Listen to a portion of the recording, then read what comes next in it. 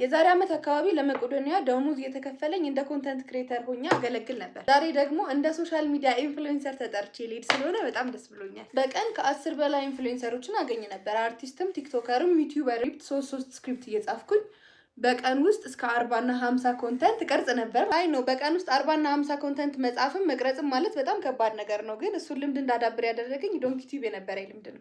የእሸቱ ፐርሰናል አሲስታንት እና የቲክቶክ ማኔጀር ሆኜ ነበር የምሰራው። ከእሺ ጋር እየዋልኩኝ የቀኑ ውሎውን እየቀረጽኩኝ ኤዲት እያደረግኩኝ መልቀቅም ጭምር የኔ ስራ ነበር።